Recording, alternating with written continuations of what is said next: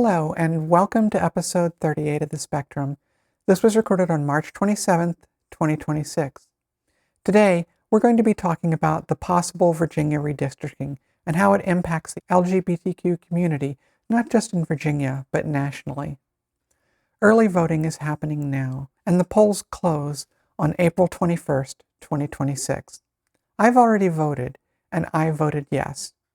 If you watched episode 22, you're aware of how I think gerrymandering is evil and that I'm not a fan of political parties. Yet, I voted yes for a purely partisan political gerrymander. Am I a hypocrite? Have I deluded myself into doing something that goes against my principles? I think the answer to both of those questions is no, and this episode is going to look into my reasoning. If you hold views similar to mine, this might be helpful in deciding what's right for you. And if you think voting no is the right answer, then maybe this will give you some food for thought. I'm not here to tell you how to vote, but only to present my thought process. I hope it's helpful. First, let me be very clear. Gerrymandering is not good. The Supreme Court says that partisan gerrymandering is fine, but other types of gerrymandering, like on the basis of race, aren't. I think they're wrong. Both seek to disenfranchise voters, and that's a bad thing. And I think it's an unconstitutional thing. But they're the ones that get to interpret the Constitution, and so these are the rules we're using until saner heads prevail.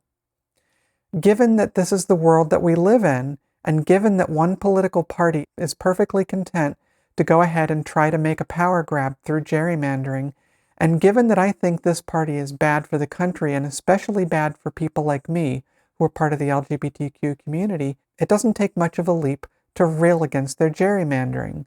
But I can yell about it until I'm blue in the face. When the Supreme Court says it's fine, all that will happen is that the Republican Party will gain seats and I'll get laryngitis. In 2025, Donald Trump called for Republican-controlled states to do an out-of-cycle redistricting to try to gain seats in the House. He did this because he knows the party in power tends to lose seats in the midterms, and he knows that his policies are unpopular. It's a blatant attempt to hold on to power to which the Republican Party is not entitled. There is no doubt as to his motivation for this, as he said it directly. He thinks the Republican Party is entitled to extra seats. How can one fight this when the Supreme Court says it's okay? The only method I know that works on the near term is to fight fire with fire. And it's the near term that matters, because if the Republicans succeed in the near term, then there may not be another chance, not for a long time, if they can rig the districts to all but ensure they remain in power. And gerrymandering can be extremely effective.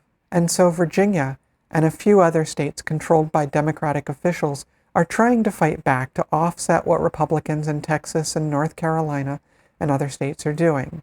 Yes, it makes it much harder for a Republican to get elected to the House in Virginia, but it helps to ensure that non-MAGA voters throughout the country get some representation. This is not an ideal situation, and maybe it will wake the country up to the need to eliminate gerrymandering and to the problems with our political system, where politicians are more responsive to their party leaders than to their constituents. I didn't gleefully vote for this change. I held my nose and did it because it had to be done. The difference between Virginia and places like Texas is that voters are being given the choice.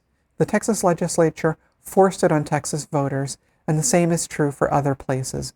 But here in Virginia, like in California, voters are being given a choice.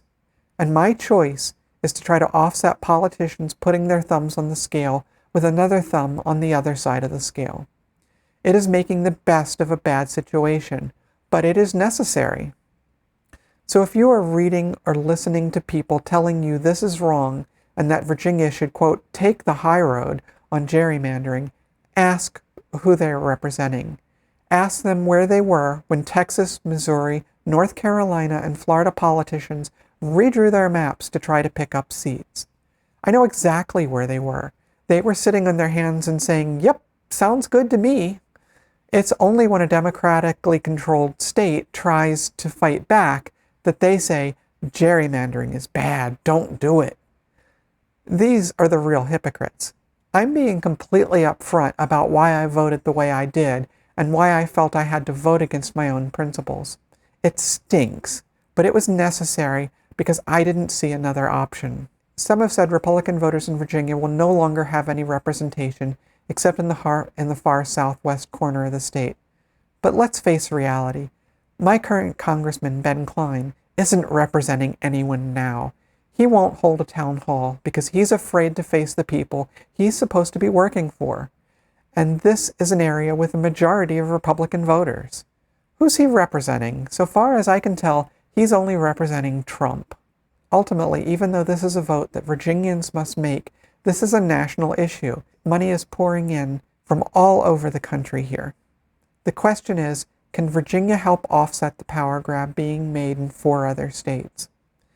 I hope it can, because the stakes for the LGBTQ community are even higher than the already high stakes for the rest of the population. The Trump administration has made transgender people a primary target along with immigrants. Their goal is to make it impossible for society to even admit that transgender people are real. They've made real progress on this goal. Ask any transgender person that is needed to apply for a passport. Many Republican-controlled states have made life much more difficult for trans people. If the Trump gerrymander succeeds, this will only get worse at the federal level because there will be fewer in Congress that oppose them. This is just the tip of the Project 2025 anti-LGBTQ spear. Marriage equality is still under attack, and a larger Republican majority in the House will only feed those efforts.